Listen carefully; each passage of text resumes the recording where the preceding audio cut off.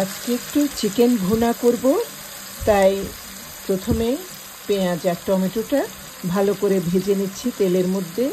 এরপরে অন্যান্য মশলাগুলো দেব। আমি গোটা মশলা নিয়েছি তেজপাতা, এলাচ, দারচিনি এবং লবঙ্গ মাংসের জন্য।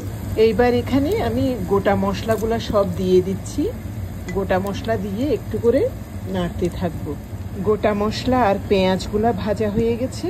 এবার আমি এর মধ্যে দিয়ে দিচ্ছি আদা বাটা এবং রসুন বাটা। ওগুলা ভাজা হয়ে গেলে এরপর গুঁড়ো মশলাগুলো দিয়ে দেব। মাংসের জন্য আমি গুঁড়ো মশলাটা নিয়ে নিয়েছি। এখানে মরিচের গুঁড়ো, হলুদের গুঁড়ো, জিরে গুঁড়ো আর ধনিয়া গুঁড়ো নিয়ে নিয়েছি। এবার এটা দিয়ে দেব কড়াইয়ের মধ্যে। মশলাটা কষানো হয়ে গেছে। এবার আমি এখানে মাংসটা দিয়ে দিচ্ছি।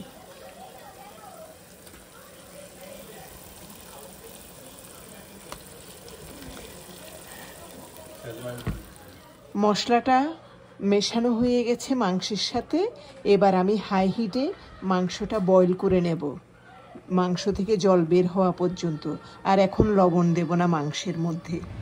মাংস থেকে প্রচুর জল বের হয়ে গেছে। এখন একটু করে লবণ দিয়ে দিচ্ছি পরিমাণ মতো। মাংস থেকে প্রচুর জল বের হয়ে গেছে, মাংস প্রায় হয়ে এসেছে। এবার আমি একটু করে ঘি দিয়ে নামিয়ে রাখব।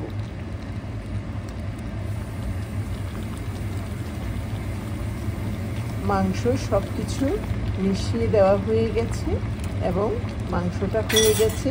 আমি এবার নামিয়ে রাখব।